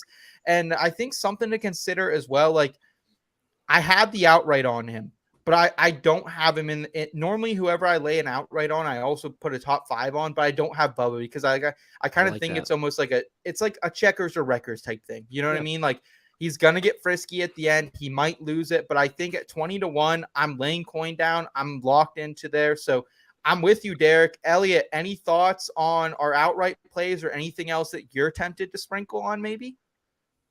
Yeah, in terms of the outrights there, I would agree with you on Bubba that, checkers or wreckers. He's got the talent to win. He's got the talent to win. He's got the speed to win. Is he going to manage to pull it off? Who knows? We got Ride Cape saying here, Funk's is popping in like, is this Funk's Brewery? Do you know what he's talking about specifically? Oh yeah, no, Funk's Brewery is great. Yeah, no, it's one of my favorite spots. Great patio, great restaurants. Funk's, if you're listening at all, make a good partner. Okay. What town is that in specifically here? What are we looking at? Lancaster. Okay. They got a couple locations. They got 5 or 6 locations. Rye knows where to get a good drink at. There we go. All right. Any final thoughts before we move into placements? Because that's where I'm finding a little bit of an edge here. Anything else we haven't touched on? Outrights, qualifying, you guys want to go on? The only thing I would say about qualifying, not as an outright for qualifying, but if you're looking to bet Ross Chastain, wait. He is traditionally not the best qualifier. You can get a better number on him. I would just wait. You might be able to get a 12, 13-1. Even if it reopens at 10-1 and he's starting 11th, great. There you go. All right. Well, guys, it's time to get weird again. We're going back to the train. It's Eric Almirola time. Fire up. 5-1 on Caesars for a top 10. I also already put down, I put $1.11 on a 15-1 Eric Almirola outright, the 111. And this race is going to get dicey. We talked about it, boys. 17 drivers DNF last season, 13 different leaders last season. Eric Almirola, 13th at Kansas, 16th at Las Vegas, and a 16th speed ranking at both of those. I just have that feeling, man. So I'm going to get on Eric Almirola. I don't think you're going to get this number 15-1. That's a Barstool. I don't think you're going to get that outright by the time it comes green flag. So I'm going to go Eric Almirola here for a top 10 and a little bit of a sprinkle on the outright. Boys, any thoughts? Because this is new to me. I'm not an Eric Almirola guy. I fucking hate Eric Almirola. But, the Smithfields, they were calling this week. So let's roll, baby. Giddy up. Nothing. I would hate it, but I don't hate it. Go ahead, Derek. I was gonna say I don't know if I trust the 10 car until they show me something. Maybe if you were guaranteed the chaos of last year and it's a survival race, maybe. The thing with him, I'd be curious about, and it really looks like from what we're hearing. I was just talking to Brian before we jumped on, and he's saying just expect a rain out. So then thinking about, okay, let's go to a Monday. Ooh. It's sunny, a little bit more slick. Not an Eric Almirola type race. That's my. I do not like it if we go Monday. Yeah, that. Yeah, I mean, you look at the weather forecast and it's like sun, partly cloudy, and then Sunday it's like thunderstorms. So yeah, I don't know that. Yeah, I mean, maybe it's starting to sound more and more like we may not get this race in on Sunday, but that's definitely sad because I feel like the night races. There's only I think 2 it's the best. Night races. Night races are a lost art. That was my favorite thing growing up was a Saturday night race. I feel like there used to be so many. Now there's hardly any, and we're going to lose another one to a rain out. That would just kind of suck. But hey, can't control the weather, despite how much Ray Dunlap likes to talk about it. Derek, did you find any advantage in this market, the placement prop market? Because it was tough, as we talked about it. Like that's why I felt like I had to take some long shots because the odds are just so damn terrible on a lot of these books. Yeah, no, I didn't really find. I mean, like if you just look at Barstool alone, you have to get to the 15th ranked driver until you find any type of plus money, and that's really down the list. So no, I didn't necessarily find a distinctive edge. I mean, I think anything you go on, you could have hunches for so many different guys, but I just didn't. I didn't find value really with any. It felt forced. I'd wait till after practice and qualifying, let the books reopen stuff. Maybe they mispriced something, jump on it then. Rod, yourself? So I'm just going to go ahead and toss out a top 10 I gave out on the show. And again, it's following along with the Jimmie Johnson line. If you think Jimmie Johnson is good enough to do this, if you don't think he's good enough to win and you don't want to throw 200 to 1 down, that's fine. Top 10 is 5 to 1. So I still think that that's well within his reach. I still think that he's got enough skill. Again, I think he can drive a shopping cart around this racetrack and still manage to find a top 10 finish. I mean, the guy, you talked about it, Elliot, that he did finish 40th in that 2020 race, but he crossed the finish line in second. Unfortunately, the louvers were, that was another instance of Hendrick. That was the present day 48. That wasn't the exactly. Hendrick got caught with their hand in the cookie jar again, more specifically, Jimmy. But before that, in 2017, a 7th place finish, a 5th place in 2018, 8th place in 2019, 11th in 2020, the second time around that 300 race. So, look, this track is his. 22 top 10 finishes at 37 starts. I don't care if he's on the back of a snail. I think 5 to 1 is good for Jimmie Johnson. Rod, you keep making the argument that he can win here in a shopping cart, he can win here in a snail, he can win here driving my microphone stand over here at Charlotte. But I just got to caution people, all these numbers, they're all great numbers. They're all from when he was a full-time driver. They're all from when he was winning titles. They're all from when he was in a Hendrick car, one of the best in the garage, and not a legacy car that is in there last year with Chevrolet that has been struggling all year long. I'm not saying he's not going to do it. I know Jimmy has done it. He's run better. He should have had better finishes in both the races that he's run this year. Just proceed with caution. I had that bet on my card, the 5 to 1 over there at Caesars, and I removed it for this next one that I'm going to throw out. And Rod, I'm with you. Like, there's a chance that I might be back on that before we drop green, before practice and qualifying gets in here on Saturday. He could be another one to watch after qualifying if it affects the odds. If that car is a real shitbox and he qualifies 28th, you're going to have some more potential in DFS as well. Yes. I'm going to get weird here again, guys. I'm going to go with an 18 to 1 top 10 on my boy Harrison Burton. I also threw 21 cents down on the 1,000 to 1 outright on Harrison Burton. And speaking of figuring it out, like, Harrison Burton has figured something out. That 6th place at Darlington, I know people think that's a fluke. That was not a fluke. That guy qualified very well. He had the stats backing him going into that race, and he finished as a top 10 car, and he looked like a top 10 car all day long. And he finished 11th here last season. That's what I don't think people in the books are seeing. Like, this guy's on a little bit of a heater, as much of a heater as Harrison Burton can get on. And an 11th place finish here. And I looked at his last 2 Xfinity starts since 2020 at Charlotte. 2 top 10s and a 3rd place the last time out. For an 18 to 1, like, you're basically, this is an outright price that you're getting for just a finish in the top 10. If we think there might be a little bit of mayhem, I wouldn't be surprised if Harrison Burton finishes a top 10. I threw a little bit of coin on that. I threw just, 21 cents on the outright.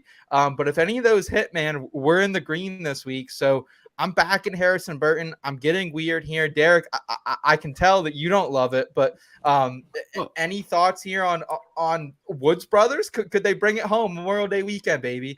Or at least get in the top 10?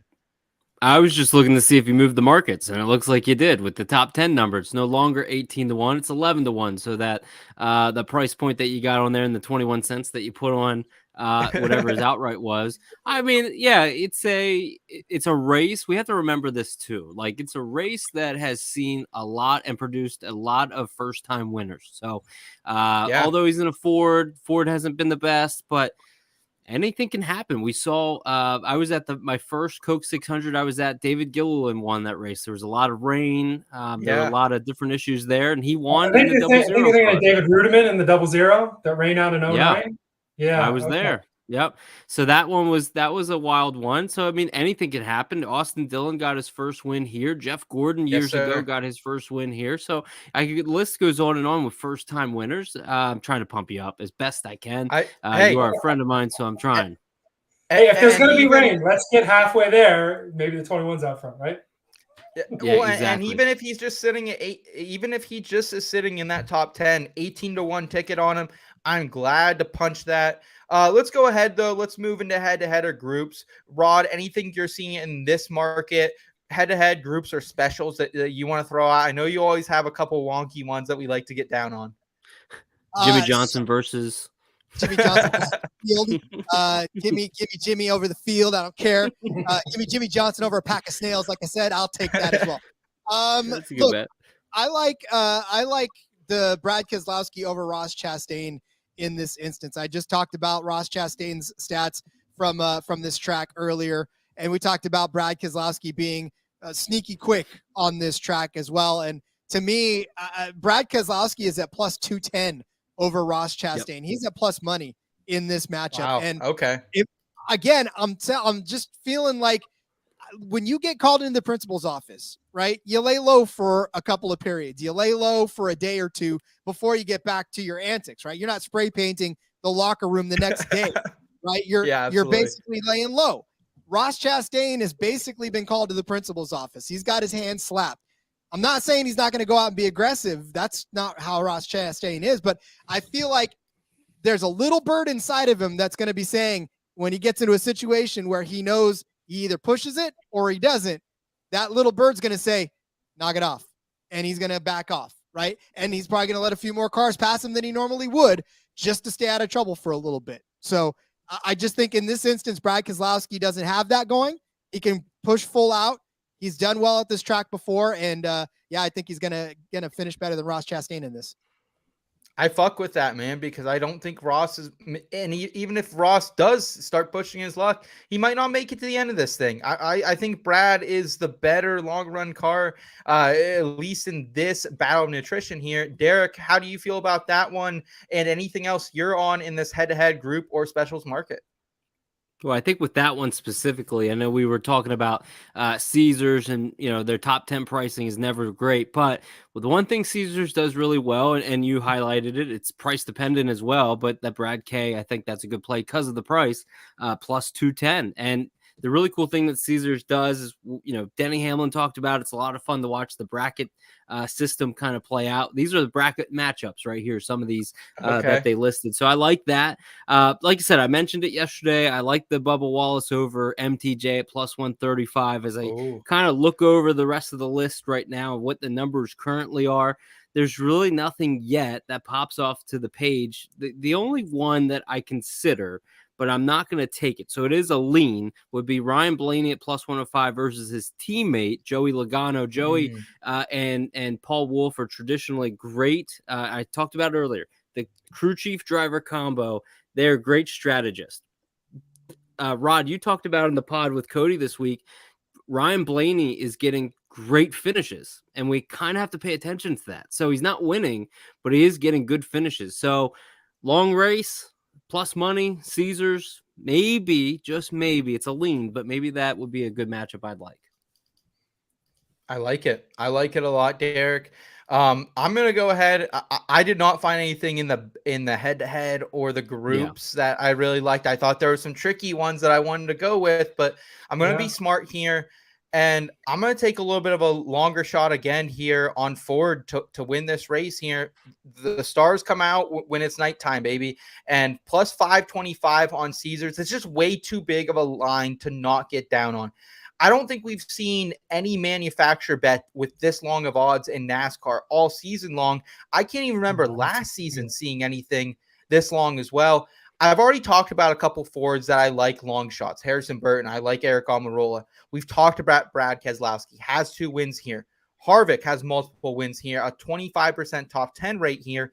Briscoe, top 6 in average finish here. Don't have a big sample size, but I like Briscoe a little bit. And then Logano and Blaney as well. We've kind of gone over this. I think at the value you're getting Ford, I'm okay with laying some coin down at plus 525 for that whole stable Ford of the ponies. So I'm going to go with a little bit of Ford love here. Rod or Elliot, want to push it back to one of you guys. Anything else you guys are feeling in this market that we can take advantage? Because like I said, I'm chucking loogies this week, baby. Let's see what sticks.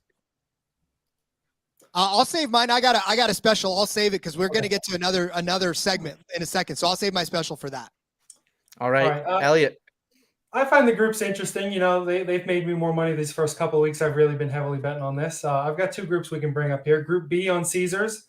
Again, you're not going to win big time money on these, but they're interesting to see him play out, kind of have a mini field sort of thing. I like him. Kevin Harvick is at plus 300 as the favorite in this group. Bubba Wallace and Alex Bowman are both at plus 320. Blaney and Logano are both at plus 400. Daniel Suarez plus 550. What do you guys think? Well, I think you're going Alex Bowman. Yeah, I was thinking Bowman or Bubba there for sure. Yeah, I would probably lean Bubba. A lot of big names in there. I do worry that Harvick could maybe mix it up, but I'm probably going down on Bubba if I have to. But I struggle with these bigger groups personally on Caesars that they throw out. I don't really want to bet on a group any more than 4 or 5 drivers.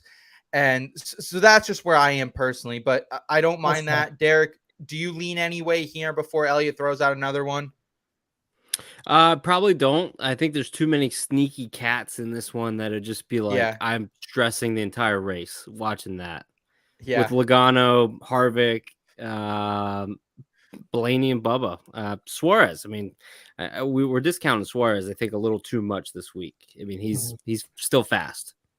Yeah, and hopefully you have that Memorial Day buzz going, I think, if you're laying some coin on that one.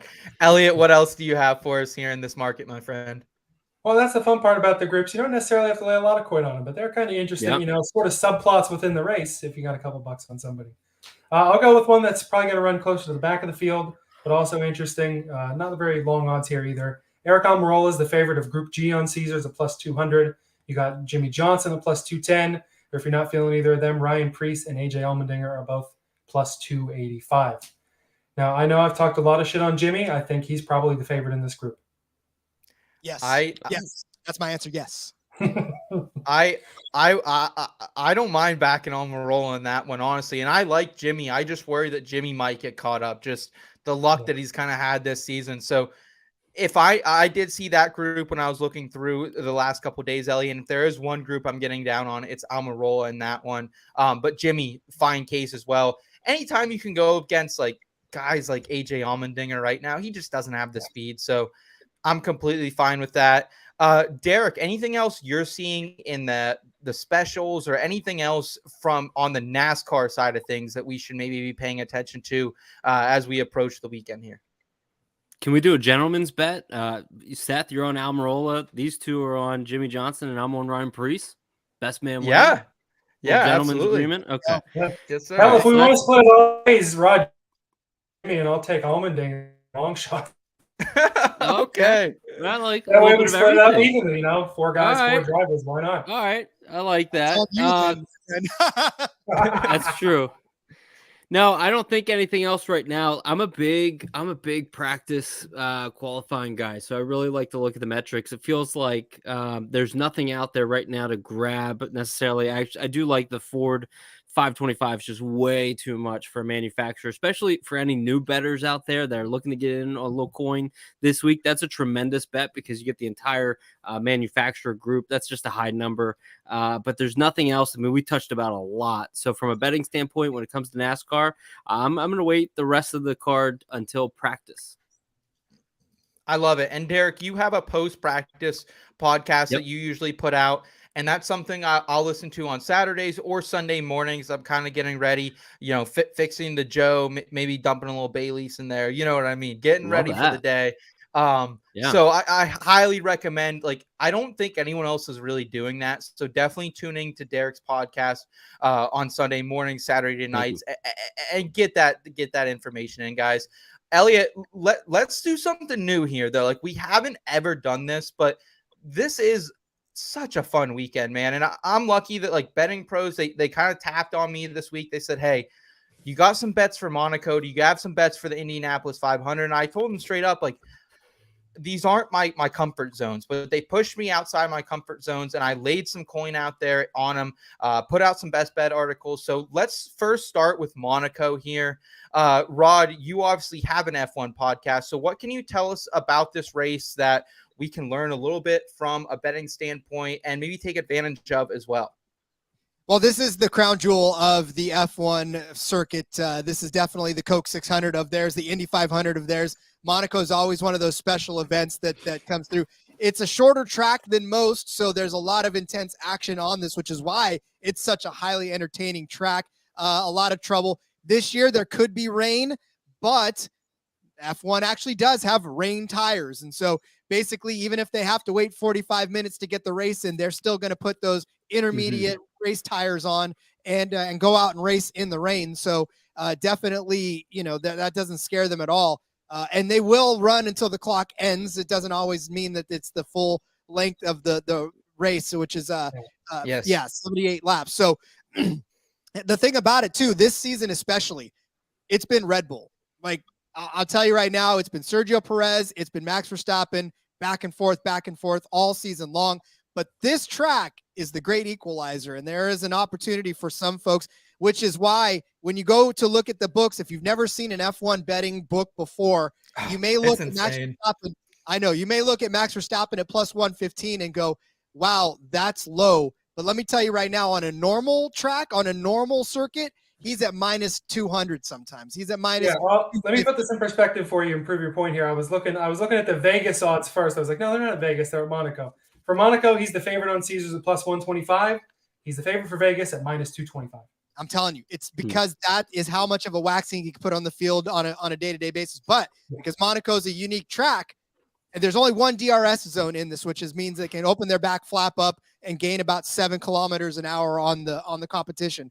But there's only one opportunity for them to do that. So for them, it's that's their bread and butter. You take away half of that, now they're kind of working blind. So a lot of intricacies, but look, all I'm saying, bet and have some fun. There are so many great bets for F1. You can bet on teams. You can bet on classified finishers. You can bet on fastest pit stops. You can bet on practice. You can bet on qualifying. Like, there's almost no part of this race that you can't bet on. And that's what's the fun about F1. Love the breakdown there, Rod. I appreciate that. And yeah, I jumped on Verstappen this week at plus 120 on Caesars. I think that line has since moved just a little bit.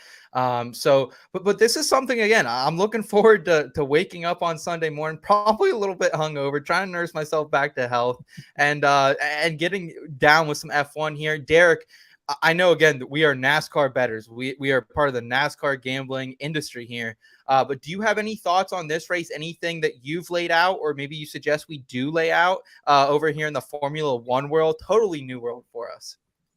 Best betting advice I can give you about betting the F1, go listen to Rod and Cody's show that they put out the other day.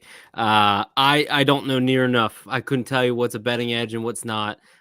So I'm going to have to pass. I would love to give out something, but I'm afraid to give out something that'd be completely wrong. So go listen to their podcast and anybody else that's affiliated with this show. It's really good.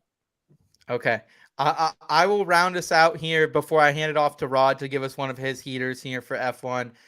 Both drivers to score Aston Martin here. I'm going with Fernando Alonso and Lance Stroll to finish in the top 10. Thank you. I hope so. But these are two of the top racers in the sport here. I'm going to back them once again. Alonso is actually one of the favorites to win this thing. Stroll's kind of been hit or miss so far this season, but he was 8th in this race in 2021, 14th last season, and sits 8th in the F1 standings. So from my knowledge of F1, he's a wheeler, and you're laying a little bit of juice on this team. But Aston Martin over at Caesars, I like that one. Rod, any thoughts on that squad or anything else you can give out for the F1 race here Sunday morning? Well, this is Alonso's first year in Aston Martin, and he has been tearing it up. He has been hanging with the Verstappen. He's been hanging with the Leclercs. He's been hanging with Red Bull, Ferrari, Mercedes. He's been making noise, and on the podium, too, for the most part. Finished 3 straight podiums for Alonso, so obviously a top 10 finish for him. Definitely not out of the realm of possibility. The weak part of that is Stroll, because more often than not, that's where you're gambling. Exactly. That's where the risk is. In fact, he could finish inside the top 10 somewhere close, but then sometimes pit strategies, the rain may throw a wrench into that. But I do like it because I think Aston Martin is a much improved team over last year, and they are hanging with, in fact, they're starting to become one of the best, if not the best of the rest for sure out of that. I will throw out one of my fun bets that I usually throw out on the show, but I'm not throwing out there this time. I'll throw it out on here because you guys don't know that I do this all the time. And that's Red Bull as the fastest pit stop. I'm telling you right now. So for reference, Red Bull as the fastest pit stop is at minus 125. Ferrari's next on the list at plus 125. Now, when we think of pit stops in NASCAR, we think of 10, 9 seconds now, maybe even 11 or 12. Correct, yeah. No. In F1, 2.1 is a fast pit stop. We're talking these things go like that. And 9 times out of 10, it's Sergio Perez that is the recipient of one of the fastest pit stop. He, of course, drives a Red Bull. He's in those 2.1 areas, 2.2s. I mean, it's very hard sometimes to wrestle that away from Red Bull because they are usually up front. They usually don't have to worry about trying to come out in a weird position or try to overtake after they get out. They just normally get in, get out, and gone. So it's normally Sergio Perez, but Red Bull for sure at minus 125 is the fastest pit stop, is one of my locks of the week. And are those bets normally available every book, like the pit stop bets? Because I find those fascinating, Rod. No, it's usually DK that puts those up there. So, okay. Yeah, you can find the fastest pit stop on DK under team props. So, yeah, great. I love it. Great. All right, let's go ahead. Let's move to the Indy 500 to round out the show. I apologize. We're going a little bit long tonight, but again, this is the best weekend in racing. So we're trying to give you guys every betting edge we can.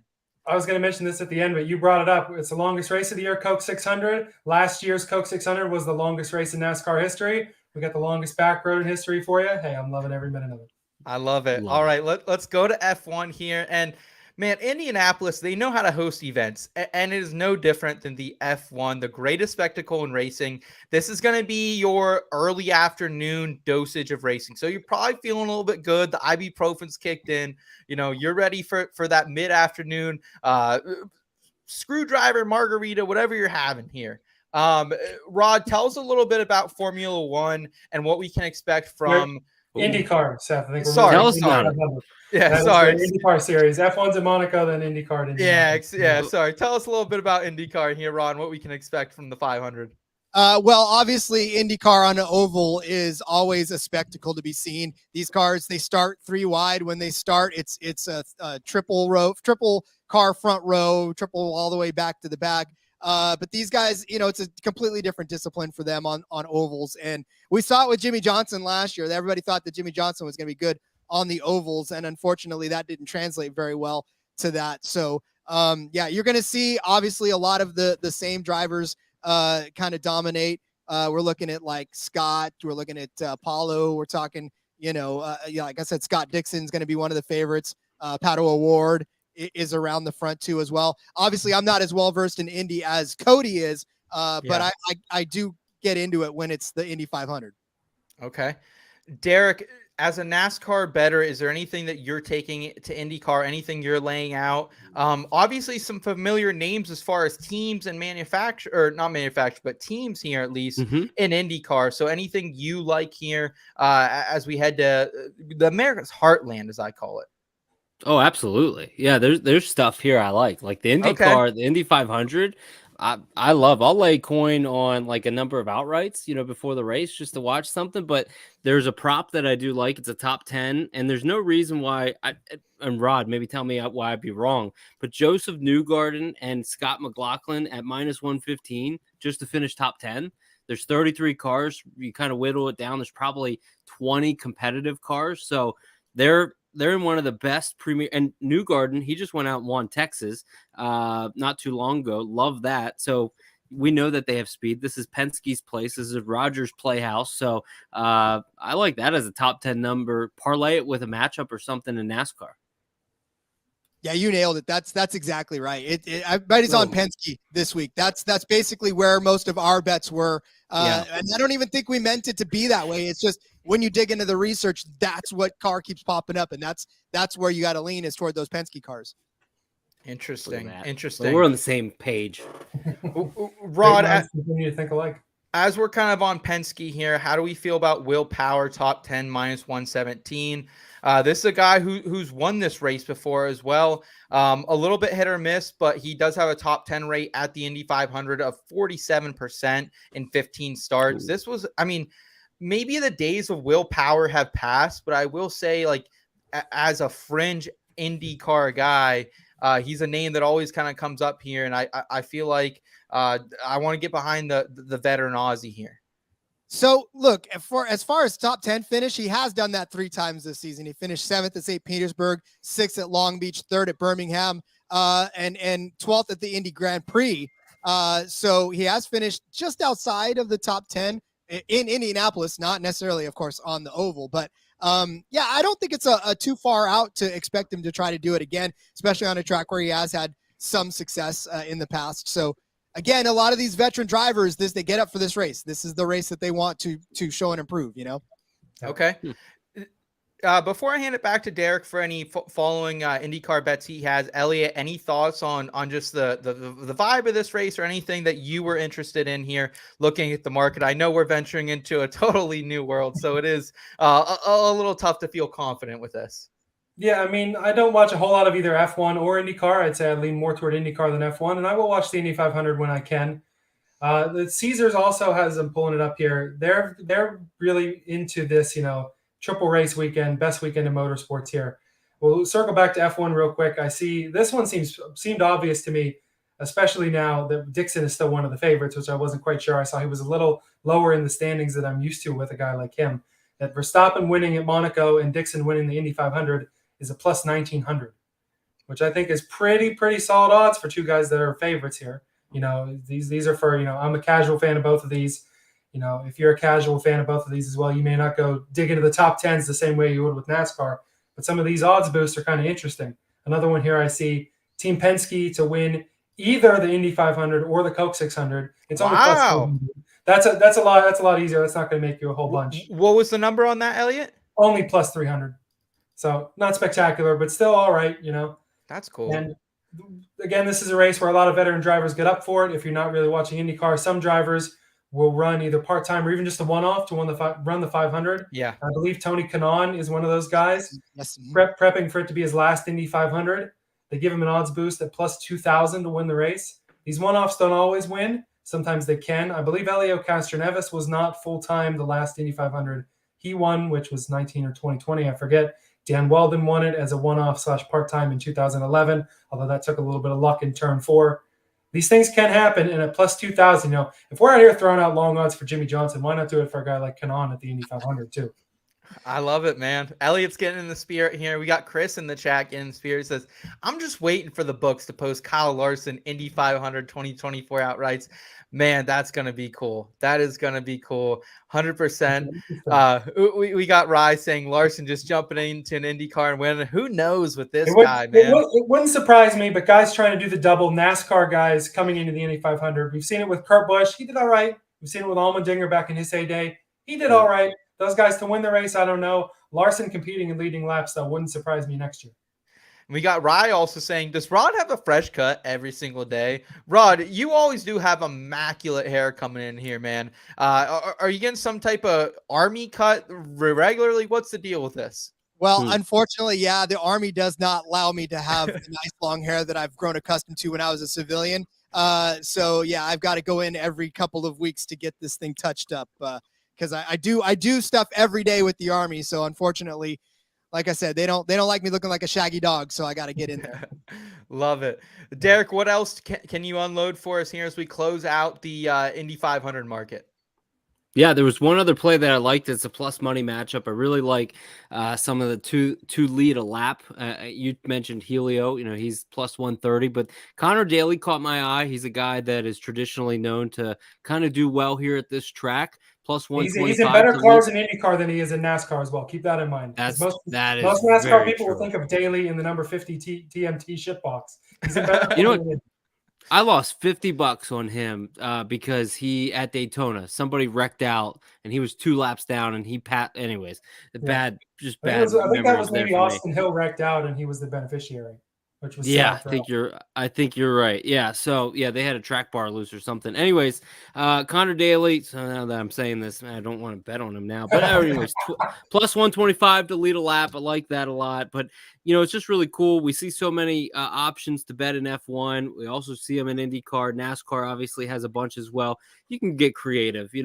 Like you were talking, Seth, about putting 21 cents down to bet Harrison Burton.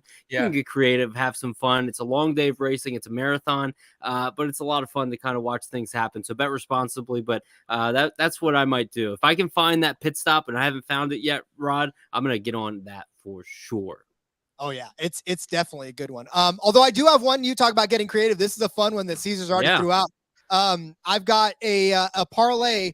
Sergio Perez for a podium finish, Marcus Ericsson for a top 5 and Denny Hamlin for a top 5 finish. Put those all together, you get plus 624.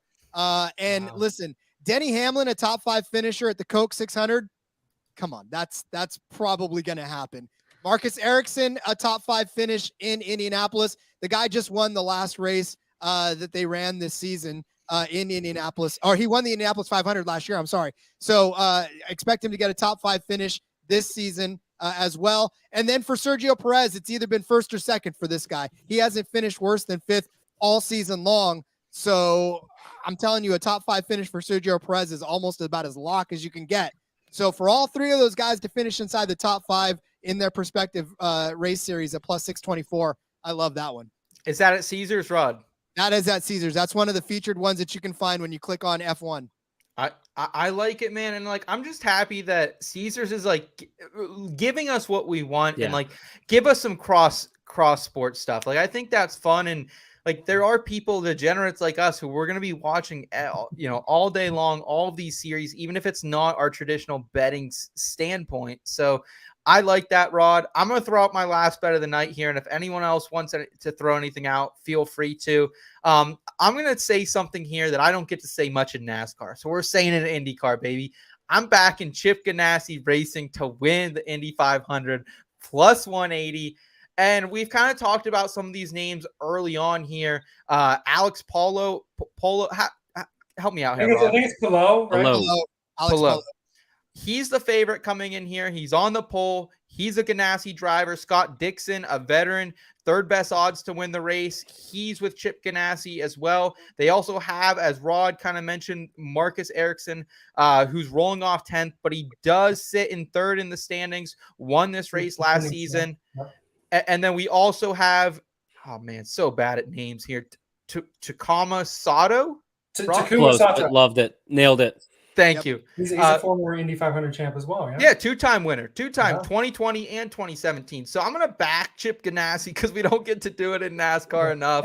He's a Pittsburgh ties for Chip Ganassi too. Can't argue with that. Let's go, baby. Western PA, always at heart, even if I might venture out to the eastern part of the state here. Rod, take us home. Any final thoughts on any bets we haven't thrown out, or just vibes as we head into the weekend? I tell you what, we have thrown out every bet under the sun. I think people are going to have their tablets out trying to make sure they get them all in. No, listen, overall, just have some. This is such a fun weekend of racing. There's so many laps to watch, so many different storylines. Watch F1, watch the Monaco Grand Prix, watch the Indy 500. Like, experience those races, and maybe you'll get passionate about those circuits as well, because there are some fantastic drivers. I mean, F1 touts themselves as the 20th best drivers in the entire world. You can argue with that, but I'm just saying there are some fantastic drivers in that circus, and Indy the same way. So if you're a NASCAR fan, branch out a little, have some fun, enjoy these races for what they are, because, you may not understand the ticker system, or you may not understand the names, or you may not understand a lot of stuff that's going on, but enjoy the racing, because that's what it's there for. I love it, Rod. And you are a big campaigner for these sports, man. So we can't appreciate you joining us each and every other week here at the Backroad, and everything you do with the NASCAR betting show as well. Derek, can you go ahead, round us out here, man? Just final thoughts on the weekend that's coming up ahead, and where we can find you and how we can best support you, my man. Because I will say, Derek, you have been instrumental to our growth here on the Backroad, every single one of us as an individual. And dude, like, you've built a community. When I first got into NASCAR betting and fantasy, I didn't feel there was a community around it. But everyone in the chat tonight, everyone who's in our chat each and every week, they're friends of yours, and they're people that you've connected with. So I just want to say thank you, Derek. And you really are a champion of this community, man. So floor is yours, my friend. Thank you. I appreciate that a lot. So thank you. Yeah. Some thoughts here. There's pending weather. The practice for the Cup Series is not until late, I believe it is, on Saturday. I know qualifying is. So, Yeah, I would say wait if there's pending weather. One thing I like to do is try to figure out what maybe the starting lineup's going to be. You might be able to find better pricing because stuff will adjust from the books from there. So kind of you have to do a little bit of your due diligence, but I'll post something on my Twitter account. But like Rod said, I mean, this is a weekend where as a motorsports fan, a lot of series, a lot of different nationalities, everybody gets to come together and have enjoy this racing weekend. And just really appreciate, you guys having me on. But I was down at Charlotte last year and I got to see the pageantry. I got to see the reason why this weekend is what it's all about. And it's people like you, Rod, just appreciate so much that your constant service to what you're doing. And, there's so many families out there that are thinking of their loved ones this weekend. So remember what it's all about. But guys, I appreciate it so much. The best way to find me is at Twitter. Derek Yoder _ at Twitter is the best place. We did our Twitter Spaces show yesterday. Had a blast with that. I just got done doing the All Things Go podcast with Brian Murphy of Stewart House Racing. We had Danielle Trotta on the show. We had Norman Negree. And Norman was Dale Earnhardt's first crew chief 48 years ago to the day. He was about 18. Earnhardt was 19. He just got done working a year ago, retired from Stewart Haas. Great stories, great conversations there. Mike Bachman does the Xfinity show. Phil just did the Truck Series podcast. That'll be out. And then I'll do a practice and qualifying, post-practice qualifying pending that we have those 2 sessions. And then Sunday, we'll do a post-betting show. And so it's a little bit of a laundry list. Well, Derek, we appreciate you, our friend. Happy National Wine Day here from Rye. We also got Derek Yoder. Yes, sir. From our guy, Chris. We appreciate it. For us here in Between Media, guys, easiest way to support us, give this video a thumbs up, subscribe to the channel, come back and hang out with us again. We're here every Thursday night, 8:30 p.m. Eastern time, usually about an hour. This week got a little bit long here with the multiple sports, but we have fun each and every week, no matter what. Rod, tell us where we can find you, man, because I know you are busier than a son of a bitch. Yeah, well, follow me on Twitter at RJ Villagomez. Obviously, link in the bio, everything I got going on. NASCAR Gambling Podcast. We have our Cup. We have our, you can actually find the Monaco Grand Prix in that feed as well. The Indianapolis 500 episode is in there. Trucks come out earlier today. DFS will come out tomorrow morning, and that'll complete your week. So, yeah. And then I just joined a new family, new old family, for frequency's sake. Keep an eye out. I'm going to have a crossover issue, crossover article between all 3 sports on that. And that'll be a lot of fun as well. Cool. Awesome. Elliot, take us home, my man. Yeah, Derek, you took the words right out of my mouth there. I was going to also talk about that very patriotic weekend here too. It's great to see the Cup Series year in, year out, honoring some of the fallen and going with the special patriotic paint schemes as well. Overall, it's going to be a real fun weekend. Props to you if you've stuck around, the viewer, for this long show. Longest Backroad we've ever done, Seth, in the 3 years. But like I said, worth every minute. Enjoy the races. Enjoy the Coke 600. And we'll see you back here next Thursday on the Backroad. Yes, sir.